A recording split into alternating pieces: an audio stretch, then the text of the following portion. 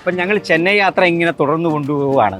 അപ്പോൾ നമ്മളിപ്പം വന്ന് നിൽക്കുന്നത് നമ്മൾ അണ്ണാ നഗറിലുള്ള ടിഫിൻ മാസ്റ്റേഴ്സ് എന്ന് പറയുന്ന ഒരു വെജിറ്റേറിയൻ ഹോട്ടലിൻ്റെ ഫ്രണ്ടിലാണ്.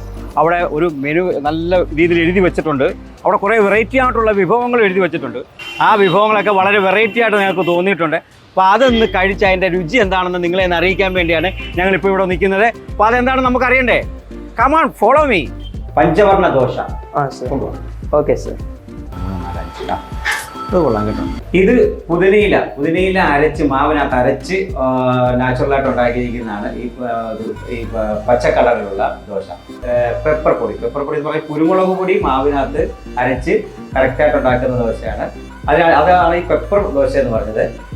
പിന്നെ ഇത് ബീട്രൂട്ട് ദോശ. ബീട്രൂട്ട് എന്ന് പറഞ്ഞാൽ നമ്മുടെ നാച്ചുറലായിട്ട് ബീട്രൂട്ട് തന്നെ മാവിനകത്തിട്ട് അരച്ച് അതുമായിട്ട് ഉണ്ടാക്കുന്ന ദോശയാണ് ബീട്രൂട്ട് ദോശ. അതാണ് ഈ ചുവപ്പ് കളർ ഉണ്ടാക്കുന്നത്. അതായത് വേറെ ഫ്ലേവറുകളൊന്നും ചേർക്കുന്നില്ല, നാച്ചുറലായിട്ടുള്ള സംഭവം ആയതുകൊണ്ടാണ് അതങ്ങനെ അരച്ചുണ്ടാക്കിയിരിക്കുന്നത്. പിന്നെ അടുത്തത് മഞ്ഞ കളറുള്ള ദോശ, മഞ്ഞ ദോശ. അത് മഞ്ഞൾപ്പൊടി തന്നെ മാവിനകത്ത് അരച്ച് അത് നാച്ചുറലായിട്ട് ഉണ്ടാക്കിയിരിക്കുന്ന ദോശയാണ് ഇത് മഞ്ഞ കളറുള്ള ദോശ.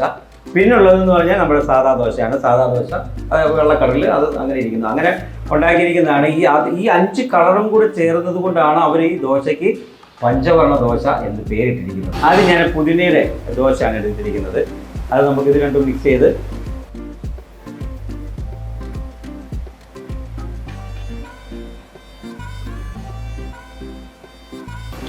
ഇത് പെപ്പർ ദോശ നമുക്കൊന്ന് ടെസ്റ്റ് ചെയ്ത് നോക്കാം.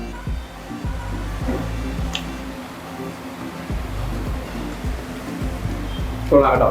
അടുത്ത ബീട്രൂട്ട് ദോശ എങ്ങനെയുണ്ടെന്ന് നമുക്ക് നോക്കാം. ചമ്മന്തി എടുത്ത് സാമ്പാർ എടുത്ത്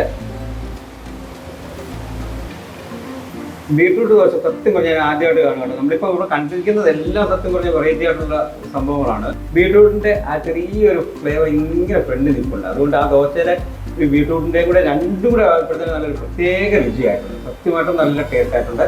ഇനി അടുത്ത് നമുക്ക് മഞ്ഞൾ ചേർത്തുള്ള ദോശ അതൊന്ന് കഴിച്ചു നോക്കാം കേട്ടോ. മഞ്ഞൾ ദോശ സത്യത്തിൽ കണ്ട ഒരു ഓംലേറ്റിൻ്റെ ഷേപ്പാണ്. നമുക്കാണെങ്കിൽ ഓംലേറ്റ് മഞ്ഞ കളറായതുകൊണ്ട് ദോശ നമ്മൾ നോക്കിയപ്പോഴത്തേക്ക് മഞ്ഞ കളർ കറക്റ്റ് ഓംലേറ്റിൻ്റെ ഒരു ഷേപ്പാണ്. അപ്പോൾ നമുക്ക് അതുകൊണ്ട് ഒന്ന് ടേസ്റ്റ് ചെയ്ത് നോക്കാം. അല്ല അടിപൊളിയായിട്ടുണ്ട് ദോശ.